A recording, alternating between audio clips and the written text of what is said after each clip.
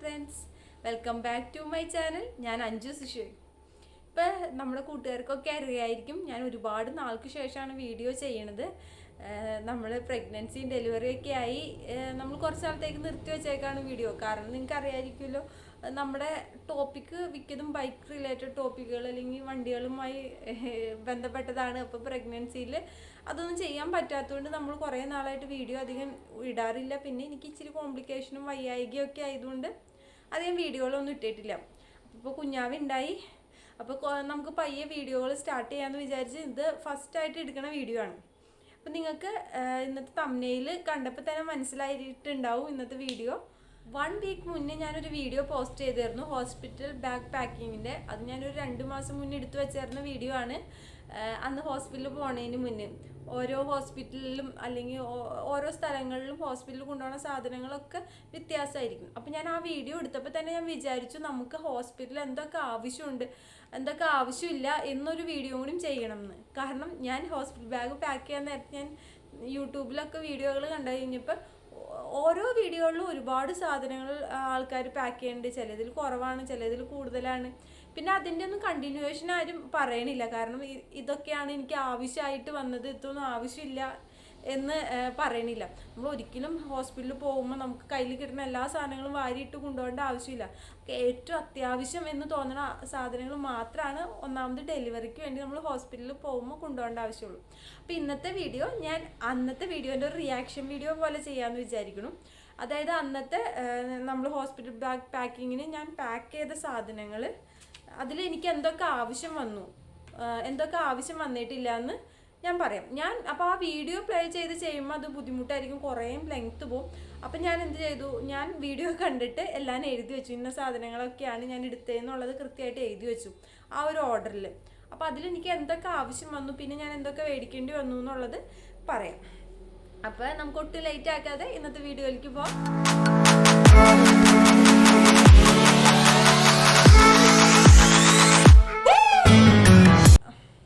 അപ്പോൾ ഡെലിവറിക്ക് വേണ്ടി ഹോസ്പിറ്റൽ ബാഗ് പാക്കിങ്ങിൻ്റെ ആ വീഡിയോയിൽ ഞാൻ ഫസ്റ്റ് തന്നെ പറയുന്നത് ഹോസ്പിറ്റൽ റെക്കോർഡാണ്. ഹോസ്പിറ്റലിൽ നിന്നുള്ള നമ്മുടെ സ്കാനിങ്ങിൻ്റെയും അതേപോലെ ഓരോ പ്രാവശ്യം നമ്മൾ വിസിറ്റ് ചെയ്യണതിൻ്റെ ഒക്കെ ഉള്ള റെക്കോർഡ്സ് ഉള്ള ഫയൽ, അത് നിർബന്ധമായിട്ടും വേണം. അതെന്തായാലും വേണ്ട സാധനമാണ്.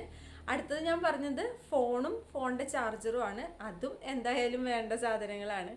പിന്നെ ഞാൻ കാണിക്കുന്നത് ഡ്രസ്സാണ്. അതായത് നമ്മൾ ഹോസ്പിറ്റലിൽ നിന്ന് നമുക്ക് റിട്ടേൺ നമുക്ക് തിരിച്ചു വരാനുള്ള ഒരു ഡ്രസ്സ്, നല്ലൊരു ഡ്രസ്സ്. അതും ഫീഡിങ്ങിൻ്റെ ഓപ്ഷനുള്ള ഒരു ഡ്രസ്സ്. അതും നമുക്ക് ആവശ്യമായി വന്ന സാധനമാണ്. കാരണം നമ്മൾ ഹോസ്പിറ്റലിൽ വരുമ്പോൾ പുതിയ ഡ്രസ്സല്ല, ഒരു നല്ല ഡ്രസ്സ് ഇട്ട് നമ്മുടെ വീട്ടിൽ ആദ്യമായിട്ട് കുഞ്ഞാവനെയും കൊണ്ട് വരുമ്പോൾ നമ്മൾ ഒരു നല്ല ഡ്രസ്സ് ഇട്ടായിരിക്കുമല്ലോ പറഞ്ഞത്. പിന്നെ ഞാൻ ഹോസ്പിറ്റലിലേക്ക് 2 ഡ്രസ്സാണ് കൊണ്ടുപോയത്. നമ്മുടെ ഹോസ്പിറ്റലിൽ അതായത് അമ്മയ്ക്ക് ഡ്രസ്സിൻ്റെ ആവശ്യം ഉണ്ടായിരുന്നില്ല. ഹോസ്പിറ്റലിൽ നിൽക്കുമ്പോൾ ആവശ്യം ഉണ്ടായില്ല. എൻ്റെ നോർമൽ ഡെലിവറി ആയതുകൊണ്ട് 3 ദിവസമാണ് അതിന് നമുക്ക് ഹോസ്പിറ്റലിൽ നിൽക്കേണ്ടി വന്നത്. 3 ദിവസം നമ്മൾ അഡ്മിറ്റ് ആയ ദിവസം കൂടി 4 ദിവസമായിരുന്നു വേണ്ടത്. അപ്പോൾ ആ 4 ദിവസം അവർ തന്നെ നമുക്ക് ഡ്രസ്സ് പ്രൊവൈഡ് ചെയ്യും. നമ്മുടെ ഡ്രസ്സ് അവർ ഇടാൻ സമ്മതിക്കില്ല. പക്ഷേ നമ്മുടെ കുഞ്ഞിന് NICU കെയർ ഒക്കെ വേണ്ടി വന്നതുകൊണ്ട് എന്നെ ഡിസ്ചാർജ് ചെയ്തിട്ട് 2 ദിവസം കൂടി കുഞ്ഞിന് വേണ്ടി നമുക്കവിടെ സ്റ്റേ ചെയ്യേണ്ടി വന്നു. അപ്പം നമ്മുടെ ഡ്രസ്സ് നമുക്ക് ഇടാം, അവർക്ക് ഡ്രസ്സ് ഇടാം, പക്ഷെ നമ്മൾ നമ്മുടെ ഡ്രസ്സ് ഇടാം. ഞാൻ അന്ന് എനിക്ക് ഹോസ്പിറ്റലിൽ ഇടാൻ 2 ഡ്രസ്സ് എടുത്ത് വെച്ചിരുന്നു. ആ 2 ഡ്രസ്സും അപ്പോൾ യൂസ്ഫുൾ ആയിരുന്നു. അപ്പോൾ നമ്മൾ ഓരോ ഹോസ്പിറ്റലിനെ ബേസ് ചെയ്ത് നമ്മൾ ഡ്രസ്സുകൾ എടുത്ത് വെച്ചാൽ മതി. ഹോസ്പിറ്റലിൽ നിന്ന് തന്നെ ഡ്രസ്സ് കിട്ടുമെങ്കിൽ അധികം വെക്കണ്ട. ഇതേപോലെ എന്തെങ്കിലും അത്യാവശ്യം വന്നാലോ എന്ന് വിചാരിച്ച് 1-2 വെച്ചാൽ മതി. അതേപോലെ ഫീഡിങ് ബ്രാ, നമ്മൾ ഹോസ്പിറ്റലിൽ 5 ദിവസമാണ് നിൽക്കേണ്ടി വന്ന, അപ്പോൾ അതനുസരിച്ചുള്ള ഫീഡിങ് ബ്രായും വേണമായിരുന്നു. അത് ഞാൻ വെച്ചിട്ടുണ്ടായി. അതേപോലെ ഡിസ്പോസിബിൾ പാൻറ്റി, അത് എനിക്ക് വളരെ യൂസ്ഫുൾ ആണെന്ന് തോന്നി. നമുക്ക് യൂസ് ആൻഡ് ത്രോ ആണ്. അത് ഈ ഡെലിവറി ബാഗിൽ നമുക്ക് 200 സംതിങ് അല്ലേ ഉള്ളൂ. ഞാൻ അതിൻ്റെയൊക്കെ ലിങ്ക് അന്ന് കൊടുത്തിട്ടുണ്ട്. ഞാൻ വീണ്ടും ഈ വീഡിയോയിൽ കൊടുക്കാട്ടെ, ഞാൻ മേടിച്ച സാധനങ്ങൾക്കിടെയൊക്കെ. അപ്പോൾ അത് വളരെ യൂസ്ഫുൾ ആയിട്ടുള്ള കാര്യമാണ്. നമ്മൾ ഡെലിവറി ഒക്കെ കഴിയുമ്പോൾ അറിയാമല്ലോ. അപ്പോൾ ഡിസ്പോസിബിൾ പാൻറ്റിയാണ് ഏറ്റവും നല്ലൊരു യൂസ്ഫുൾ ആയ ഒരു പ്രൊഡക്റ്റാണ്. എന്തായാലും അത് മേടിക്കണതിൽ തെറ്റില്ല. പിന്നെ അതേപോലെ ടൗല്, കൈ തുടയ്ക്കാനുള്ള ടൗല്, തോർത്ത്, അതൊക്കെ എടുത്തായിരുന്നു. അതൊക്കെ യൂസ്ഫുള്ളായ സാധനങ്ങളാണ്. അതേപോലെ എനിക്ക് മൂത്ത 2 ആൾക്കാരുണ്ടായതുകൊണ്ട് അവർക്ക് ഡ്രസ്സുകളും ഞാൻ കൊണ്ടുപോയായിരുന്നു. അതും ഞാൻ അതിൽ കാണിച്ചായിരുന്നു. പക്ഷെ മൂത്ത ആൾ അവിടെ നിന്നില്ല, ഇളയ ആൾ 2 ദിവസം നിന്നു. അപ്പോൾ ആൾക്കിടെ ഡ്രസ്സുകൾ വേണ്ടി വന്നു. പിന്നെ അതേപോലെ ഞാൻ ചീപ്പ്, soap, brush, oil, Dettol, face wash ഒക്കെ എടുത്തു. അതിൽ നമുക്ക് ബ്രഷ് ആവശ്യം വന്നു, ഓയിൽ ആവശ്യം വന്നില്ല കേട്ടോ. ഓയിൽ അങ്ങനെ അത്ര ഉപയോഗിച്ച് നമ്മൾ കുളിക്കണില്ലല്ലോ, ഹോസ്പിറ്റലിൽ കുളിക്കേണ്ട അന്ന് തന്നെ കുളിപ്പിക്കേണ്ട, എന്നാലും ഓയിലൊന്നും അത്ര അങ്ങോട്ട് യൂസ്ഫുൾ ആയില്ല. ഡെറ്റോളും നമ്മൾ ഉപയോഗിച്ചില്ല. നമ്മൾ ഒരു സാധനം നമ്മൾ ഹോസ്പിറ്റലിൽ വെച്ച് വാഷ് ചെയ്തില്ല കേട്ടോ, അപ്പം അതൊന്നും നമുക്ക് ആവശ്യം വന്നില്ല. പിന്നെ എനിക്ക് മുടി കെട്ടണ ക്ലിപ്പ് അതെന്തായാലും യൂസ്ഫുള്ളായിരുന്നു. ബുഷ് അതും യൂസ്ഫുള്ളായിരുന്നു.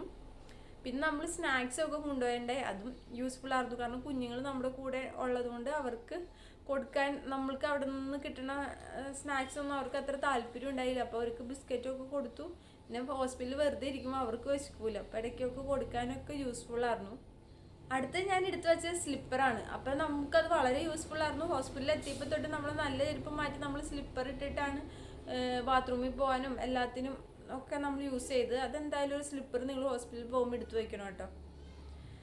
പിന്നെ നമ്മൾ കുറച്ച് കവറുകൾ വെച്ചു, അതും യൂസ്ഫുള്ളാണ്. കാരണം നമ്മൾ മുഷിഞ്ഞ ഡ്രസ്സുകളും എല്ലാ കുഞ്ഞിൻ്റെയൊക്കെ ഡ്രസ്സുകൾ മുഷിഞ്ഞത് നമുക്ക് വാഷ് ചെയ്യാൻ വീട്ടിലോട്ട് കൊണ്ടുവരാൻ പറ്റില്ലായിരുന്നല്ലോ. അപ്പം നമ്മൾ ഹോസ്പിറ്റലിൽ ഉള്ള സാധനങ്ങൾ തന്നെ ഒരു കവറിൽ കെട്ടി മുഷിഞ്ഞതിൻ്റെ സ്മെല്ലൊന്നും പുറത്തോട്ട് പോകാണ്ട് അങ്ങനെ നമ്മൾ വെച്ചേക്കായിരുന്നു. പിന്നെ നമ്മൾ പാഡ് കൊണ്ടുപോയിരുന്നു, അതും യൂസ്ഫുള്ളായിരുന്നു. ഹോസ്പിറ്റലിൽ നിന്ന് കിട്ടി. അത് കഴിഞ്ഞിട്ട് ബാലൻസ് പിന്നെ നമ്മൾ കൊണ്ടുപോയ പാഡാണ് ഞാൻ യൂസ് ചെയ്തത്. പിന്നെ ഒരു പുതപ്പ് കൊണ്ടുപോയായിരുന്നു, അതും യൂസ്ഫുള്ളായിരുന്നു. കാരണം ഒരു ദിവസം പീലുണ്ണി അവിടെ 2 ദിവസം നിന്നായിരുന്നു. അപ്പോൾ അവൾക്കും ഹോസ്പിറ്റലിൽ പുതപ്പ് കിട്ടുമെങ്കിലും അതത്ര അവർക്ക് ഇഷ്ടമല്ല, ഒരു രസമില്ല എന്നാണ് പറയുക. അപ്പം നമ്മൾ കൊണ്ടുപോയ പുതപ്പാണ്, അവർ സോഫ്റ്റ് പുതപ്പാണോ എന്ന് പറഞ്ഞാൽ അതാണ് പുതച്ചത്. അപ്പം അതും വളരെ യൂസ്ഫുള്ളായിരുന്നു. ഇനി നമ്മൾ കുഞ്ഞാവയുടെ കാര്യം പറയുകയാണ്. കുഞ്ഞാവയ്ക്ക് ഞാൻ കൊണ്ടുപോയതിൽ ഫസ്റ്റ് തന്നെ ന്യൂബോണിൻ്റെ ഡൈപ്പറായിരുന്നു. ഈ ഡൈപ്പർ അവരവിടുന്ന് പ്രൊവൈഡ് ചെയ്യുന്നുണ്ട്. ഒരു 10 എണ്ണത്തിൻ്റെ സെറ്റ് എന്താണ്ടാണ് അവർ അവിടുന്ന് പ്രൊവൈഡ് ചെയ്യണം. അപ്പോൾ നമുക്ക് 5 ദിവസം നിൽക്കേണ്ടി വന്നതുകൊണ്ട് അത് തികഞ്ഞില്ല. പിന്നെ നമ്മൾ കൊണ്ടുപോയതിൽ നിന്ന് എടുക്കുകയാണ് ചെയ്തത്. അതേപോലെ വെറ്റ് വൈപ്സും അവർ തരുന്നുണ്ട് കേട്ടോ, നമ്മൾ യൂസ് ചെയ്യേണ്ടി വന്നില്ല. കുഞ്ഞാവയ്ക്ക് അവർ ഒരു ടർക്കി, അതായത് കുഞ്ഞാവിനെ നമ്മൾ റിസീവ് ചെയ്യുന്ന സമയത്ത് ഒരു കെട്ടുടുപ്പ് ഒരു ടർക്കിയും ഇട്ട് മാത്രമാണ് നമുക്ക് തന്നത്. പിന്നെ നമ്മുടെ കുഞ്ഞാവ് 2 ദിവസം NICUലായതുകൊണ്ട് NICUൽ നമ്മുടെ ഒരു സാധനങ്ങൾ അവർ മേടിക്കില്ല, അവർ തന്നെയാണ് അവിടെ ഡ്രസ്സൊന്നും ഇടിപ്പിക്കാണ്ടാണ് കുഞ്ഞാവേനെ കിടത്തണത്. NICUൽ പുറത്തെടുക്കുമ്പോഴൊക്കെയാണ് തുണിയിൽ അവർ പൊതിഞ്ഞ് നമുക്ക് പാൽ കൊടുക്കാനൊക്കെ തരണേ. അപ്പോൾ അവിടെ വെച്ചൊന്നും നമ്മുടെ ഒരു സാധനങ്ങളും വാങ്ങില്ല. നമുക്ക് റൂമിലോട്ട് തന്നു കഴിഞ്ഞ പിന്നെയാണ് നമ്മൾ നമ്മുടെ സാധനങ്ങളൊക്കെ യൂസ് ചെയ്ത് തുടങ്ങിയുള്ളൂ. അപ്പോൾ പിന്നെ വന്നത് എന്താ, സാനിറ്റൈസർ കൊണ്ടുപോകേണ്ടത്, അതും യൂസ്ഫുള്ളായിരുന്നു. പിന്നെ കുഞ്ഞാവയുടെ ഡ്രൈ ഷീറ്റ്, അതും വളരെ യൂസ്ഫുള്ളാണ്. ഞാൻ ഒരു ഡ്രൈ ഷീറ്റും ഒരു സാധാ ഷീറ്റുമാണ് വെച്ചത്. രണ്ടും യൂസ്ഫുള്ളാണ്. കാരണം കുഞ്ഞാവയൊക്കെ സ്നഗി മാറ്റണ സമയത്ത് നമ്മുടെ ഷീറ്റിലിട്ട് മാറ്റിയിട്ടുണ്ടെങ്കിൽ അവരപ്പം പെട്ടെന്ന് യൂറിൻ പാസ് ചെയ്തോ എന്തെങ്കിലും ചെയ്തിട്ടുണ്ടെങ്കിലൊക്കെ ബെഡിലാവുമല്ലോ. അപ്പം നമുക്ക് അവർ ഡൈപ്പർ തന്നെയാണ് നമ്മൾ ഹോസ്പിറ്റലിൽ വെച്ച് ഉപയോഗിക്കണേ. അപ്പോൾ ആ ഡൈപ്പർ മാറ്റണ ഒരു സമയം നമ്മൾ ആ ക്വിക്ക് ഷീറ്റ് അല്ലെങ്കിൽ അല്ലാണ്ട് ഞാൻ ഷീറ്റ് കാട്ടിയായിരുന്നു, ആ ഷീറ്റിൽ വെച്ചിട്ടാണ് മാറ്റിക്കൊണ്ടിരുന്നത്. അപ്പോൾ എന്തെങ്കിലും അഴുക്ക് ആവുകയാണെങ്കിൽ തന്നെ ആ ഷീറ്റിലല്ലേ ആവുള്ളൂ. നമ്മൾ 2 ഷീറ്റ് ഉണ്ടായിരുന്നു. അപ്പോൾ അത് വളരെ യൂസ്ഫുള്ളാണ്. അത് 1-2 എണ്ണത്തിൻ്റെ ആവശ്യമുള്ളൂ കേട്ടോ. കാരണം നമ്മൾ അതിൽ ഒരുപാട് നേരം കിടത്തണില്ല, ജസ്റ്റ് ഒന്ന് ഡൈപ്പർ മാറ്റണ സമയത്ത് മാത്രമാണ് അത് ഉപയോഗിക്കണുള്ളൂ. വൈറ്റ് കെട്ടുടുപ്പ് നമ്മൾ കൊണ്ടുപോയായിരുന്നു, യൂസ്ഫുള്ളായിരുന്നു. ഇപ്പം നമ്മുടെ കയ്യിൽ കിട്ടിയിട്ട് നമുക്ക് 2 ദിവസമാണ് റൂമിലേക്ക് കുഞ്ഞാവേനെ ഉണ്ടായുള്ളൂ. അപ്പോൾ ആ 2 ദിവസം നമ്മുടെ കെട്ടുടുപ്പ് തന്നെയാണ് നമ്മൾ ഉപയോഗിച്ചത്. പിന്നെ അതേപോലെ ടർക്കി നമ്മൾ 5 ടർക്കിയൊക്കെ കൊണ്ടുവരുന്നു, പക്ഷെ 2 ടർക്കിയാണ് യൂസ് ചെയ്യേണ്ടി വന്നുള്ളൂ. കാരണം അവർ NICUലായിരുന്നപ്പോൾ നമ്മുടെ ടർക്കിയിലൊന്നും യൂസ് ചെയ്യില്ലല്ലോ. പിന്നെ റൂമിലോട്ട് വന്നപ്പോൾ മാത്രമുള്ളതാണ്. അപ്പോൾ അതൊരു 5 എണ്ണം കൊണ്ടുപോകണം. കാരണം നമ്മുടെ റൂമിൽ കുഞ്ഞാവ് 3 ദിവസം ഉണ്ടായിരുന്നെങ്കിൽ 3 ടർക്കിയും പിന്നെ അതിലെന്തെങ്കിലും അഴുക്കായ എക്സ്ട്രയും വേണ്ടായിരുന്നു. പക്ഷേ ഇത് കുഞ്ഞാവ് നമ്മുടെ കയ്യിൽ ഇല്ലാത്തതുകൊണ്ട് നമുക്ക് 2-3 ടർക്കിയാണ് യൂസ് ചെയ്യേണ്ടി വന്നുള്ളൂ. അതേപോലെ തന്നെ ബേബിയുടെ ഫേസ് ടവൽ ഞാൻ മേടിച്ചിട്ടുണ്ട്. ഞാനൊരു 3 എണ്ണമായിരുന്നു അന്ന് കൊണ്ടുപോയത്. അത് വളരെ യൂസ്ഫുള്ളായിരുന്നു. കാരണം നമ്മൾ ഫീഡ് ചെയ്യുമ്പോഴൊക്കെ കുഞ്ഞാവയുടെ മുഖം തുടയ്ക്കാനൊക്കെ നല്ല സോഫ്റ്റ് ആയിട്ടുള്ള ടവലാണ്. അപ്പം അത് വളരെ യൂസ്ഫുള്ളായിരുന്നു. പിന്നെ കുഞ്ഞാവയ്ക്ക് CRP ഇച്ചിരി കൂടുതലായിരുന്നു. അപ്പോൾ ആൻറ്റിബയോട്ടിക്സ് ചെയ്തായിരുന്നു. നമ്മുടെ റൂമിൽ കൊണ്ടുവരുമ്പോൾ അവൻ്റെ കയ്യിൽ മറ്റേ വള്ളി ഇതൊക്കെ ആൻറ്റിബയോട്ടിക്സ് കൊടുക്കണതിൻ്റെ ഇതൊക്കെ നീണ്ടിരിക്കുക. അപ്പോൾ ഈ കുഞ്ഞാവ് എന്ത് പണിയും ഈ സാധനത്തും വിട്ട് എപ്പോഴും കടിയാണ്. അതിൻ്റെ എന്താ പറയുക, ഒരു വള്ളി പോലെയൊക്കെ നീണ്ടു നിൽക്കണ്ട അതിൻ്റെ പൈപ്പുകൾ. അപ്പം ഈ ഇതിലിട്ട് കടിയാണ് ആള്. അപ്പം ഞാൻ ആ ടൗൽ വെച്ച് കവർ ചെയ്ത് കൊടുത്തു. അപ്പോൾ കടിക്കാൻ പറ്റില്ല, അല്ലെങ്കിൽ ആ വള്ളിയിലൊക്കെ എടുത്ത് കടിച്ച് ഇങ്ങനെ ചപ്പിക്കൊണ്ടിരിക്കും. അപ്പം അതിന് വേണ്ടിയും വളരെ യൂസ്ഫുൾ ആയിരുന്നു. അല്ലെങ്കിൽ നമ്മുടെ കയ്യിൽ അങ്ങനെ കെട്ടാനൊന്നും ഉണ്ടാവില്ലല്ലോ. ആ ടവല് വളരെ യൂസ്ഫുൾ ആയിരുന്നു. നല്ല സോഫ്റ്റ് ആയതുകൊണ്ട് അവർക്ക് വേദന എടുക്കില്ല, അതിങ്ങനെ കവർ ചെയ്ത് ഇരിക്കുകയും ചെയ്യും. അവർ അല്ലെങ്കിൽ കൈയും കാലൊക്കെ ഇട്ട് അടിക്കുമ്പോൾ ആ പൈപ്പ് ഇവൻ്റെ മുഖത്ത് തന്നെ അവനിട്ട് അടിക്കാമായിരുന്നു. അപ്പം അതിനൊക്കെ വളരെ യൂസ്ഫുൾ ആയിരുന്നു. ഫേസ് ടവൽ എന്തായാലും നിങ്ങൾ ഹോസ്പിറ്റൽ ബാഗിൽ വെച്ചോട്ടോ. നെക്സ്റ്റ് നമ്മൾ സ്ലീപ്പ് സൂട്ടാണ്. നമ്മൾ കൈയും കാലും ഒക്കെയുള്ള ആ ഡ്രസ്സ് രാത്രി ഇടാൻ കൊണ്ടുപോയായിരുന്നു. പക്ഷെ അത് ഉപയോഗിച്ചില്ല, കാരണം ഈ കുഞ്ഞു ഭാവിയല്ലേ, അതിന് തന്നെ നമുക്ക് പിടിക്കാൻ തന്നെ പേടിയാവും. പിന്നെ ഈ സൂട്ടൊക്കെ ഇടിപ്പിക്കാൻ ഭയങ്കര ബുദ്ധിമുട്ടായതുകൊണ്ട് പിന്നെ അതുകൊണ്ട് നമ്മൾ ഇടിയിച്ചില്ല. പിന്നെ രണ്ടാമത്തെ കാര്യം, അവൻ്റെ കയ്യിൽ ആൻറ്റിബയോട്ടിക്സിൻ്റെ സംഭവങ്ങൾ വെച്ചേണത് കൊണ്ട് നമുക്ക് ആ ഡ്രസ്സ് ഇടിക്കാൻ പറ്റൂലായിരുന്നു. അതുകൊണ്ട് നമ്മളത് യൂസ് ആക്കിയില്ല. പിന്നെ നമ്മൾ അവനെ ഭയങ്കരമായിട്ട് ടർക്കിയിൽ പൊതിഞ്ഞാണ് കുഞ്ഞാവേനെ വെക്കണേ. അതുകൊണ്ട് തന്നെ ആ നൈറ്റ് സൂട്ടിൻ്റെ ആവശ്യം ഹോസ്പിറ്റലിൽ വെച്ച് ഉണ്ടായിരുന്നില്ല കേട്ടോ. നെക്സ്റ്റ് വന്നത് മിറ്റൻസും സോക്സാണ്. അതും വളരെ യൂസ്ഫുള്ളാണ്, കാരണം കുഞ്ഞാവന്മാർക്കൊട്ടും തണുപ്പടിക്കരുത് എന്നാണ് പറയുക. അവർ എപ്പോഴും ഒരു വാമാക്കി വെക്കണം. അതിന് ഈ മിറ്റനും സോക്സും വളരെ യൂസ്ഫുള്ളായിരുന്നു. ഞാൻ ഉപയോഗിച്ചായിരുന്നു കേട്ടോ. പക്ഷെ അവൻ്റെ ഒരു കയ്യിൽ മറ്റേ സംഭവം ആയതുകൊണ്ട് ഒരു കയ്യിൽ ഇട്ട് കൊടുക്കും, ഒരു കയ്യിൽ ടവല് കെട്ടിക്കൊടുക്കുകയാണ് ചെയ്തത്. പിന്നെ നമ്മൾ ഫീഡിങ് പില്ലോ കൊണ്ടുപോയായിരുന്നു. അത് വളരെ യൂസ്ഫുള്ളാണെന്ന് വെച്ചാൽ വളരെ യൂസ്ഫുള്ളായിരുന്നു. ഞാൻ വാങ്ങിയ ഫീഡിങ് പില്ലോനെ കുറിച്ച് ഞാനൊരു വീഡിയോ ചെയ്യും, കാരണം അത്രമേൽ എനിക്ക് ഇഷ്ടപ്പെട്ടതാണിത്. അപ്പം അതിനെക്കുറിച്ച് സെപ്പറേറ്റ് ഒരു വീഡിയോ എന്തായാലും ഞാൻ ചെയ്യുന്നതായിരിക്കുമല്ലോ. അതുകൊണ്ട് കൂടുതലൊന്നും പറയണില്ല. അത് വളരെ യൂസ്ഫുള്ളാണ്.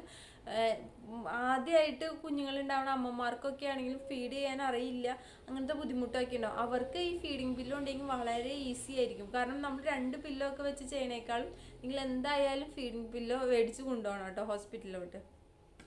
പിന്നെ ഇത്രയും തന്നെ ഉള്ളൂ. പിന്നെ ഒരെണ്ണം സ്റ്റീൽ ബോട്ടിൽ ഞാൻ എടുത്തായിരുന്നു.